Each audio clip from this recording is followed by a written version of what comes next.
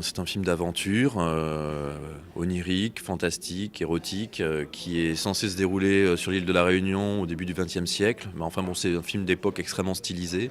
Et c'est l'histoire de 5 garçons de bonne famille qui ont commis un crime atroce et qui sont repris en main par un capitaine au cours d'une croisière répressive sur un voilier. Et ils vont se retrouver après sur une île fantastique avec une flore très particulière et on pourrait dire une flore hyper sexuée. Et voilà, je m'arrête là parce qu'après je vais révéler la chute du film. La pellicule, c'est un support sensible par définition. Et donc c'est un support qui me touche, qui me parle. Et après, il y a une discipline de tournage qui me convient parfaitement avec la pellicule, c'est-à-dire que ça m'oblige à faire peu de prises, à préparer ces prises au maximum pour être efficace. Et puis après, concernant les trucages, ce que j'essaye de faire, c'est de tout régler au tournage, quoi. Donc je fais ce qu'on appelle des surimpressions, en passant plusieurs fois le film dans la caméra, donc en superposant des images comme ça au tournage. Bref, voilà, j'utilise la pellicule pour toutes ces spécificités. On a vu beaucoup d'actrices, beaucoup de candidates. Ce qu'on a fait, c'est que d'abord, j'ai montré aux actrices mes films, mes précédents courts-métrages, parce qu'il faut que les acteurs adhèrent à cet univers, hein. On peut pas du tout aimer. Donc je voulais vraiment qu'il y ait une adhésion. Et après, il y avait des discussions comme ça, bâton rompu, sur le genre, sur la part masculine des actrices, comment elles vivaient ça, etc., la part féminine. Et à l'issue de ces discussions, moi je leur ai parlé du projet, je leur ai décrit le projet.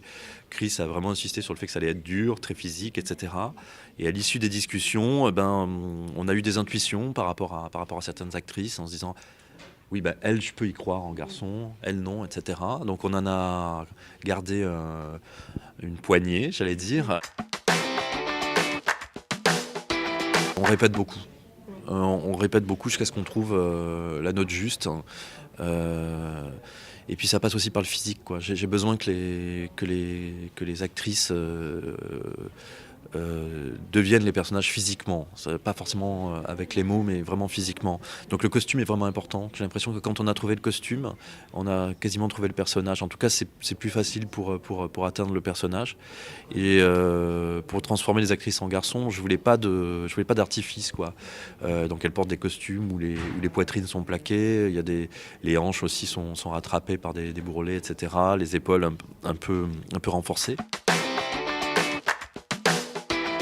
La couleur pour moi était importante, quoi. Elle devait surgir comme ça sans prévenir pour surprendre le spectateur. Donc déjà dès l'écriture, cette notion de plan en couleur était présente. J'avais été marqué par les films d'un cinéaste japonais qui s'appelle Wakamatsu, qui utilisait comme ça la couleur de temps en temps dans ses films. Alors lui, c'était pour des raisons économiques, c'est-à-dire qu'il n'avait pas accès à la couleur pour la totalité des films, et donc pour des scènes oniriques ou pour des scènes racoleuses un peu, il utilisait la couleur comme ça qui surgissait d'une façon extrêmement forte. Donc du coup, la couleur prenait encore plus d'importance dans un contexte noir et blanc. Donc j'avais vraiment envie de travailler sur cette notion de couleur racoleuse. Ce qui était important pour moi, c'est que le spectateur ne puisse pas anticiper sur les moments, hein. Donc j'ai travaillé la couleur comme une ponctuation en quelque sorte, et c'est de l'ordre de la montée de sève. C'est-à-dire qu'à un moment donné, je sentais que la couleur devait surgir, et donc c'est comme ça que j'ai placé mes moments colorés. Je vois un petit peu le film comme un arbre noir avec des fruits très colorés. Voilà.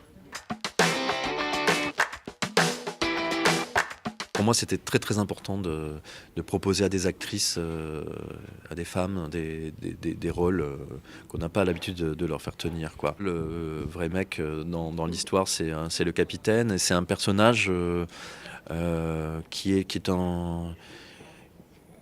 une fausse ascendance sur les garçons. C'est-à-dire qu'il utilise des artifices pour avoir du pouvoir, des cordes, des fruits hallucinogènes, etc. Donc c'est une sorte de fantoche, quoi. Une fois qu'on lui a enlevé tous ces instruments, il s'avère assez faible et assez pleutre, quoi.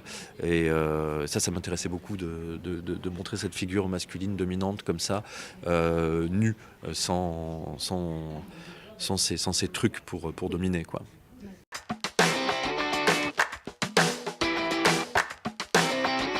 Mon propre genre, je sais pas, un style peut-être un peu marqué, mais qui se nourrit de plein de choses qui existent déjà dans l'histoire du cinéma, quoi, hein. Donc je mange beaucoup de films. J'espère que j'ai une bonne digestion.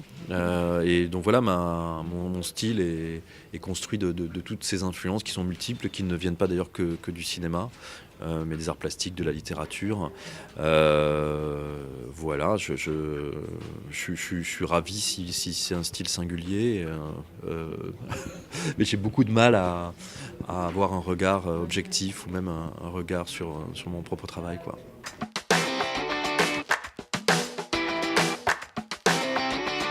Par un concours de circonstances, la maison coloniale dans laquelle se déroule le film au début, c'est la maison où Truffaut avait tourné la Sirène du Mississippi.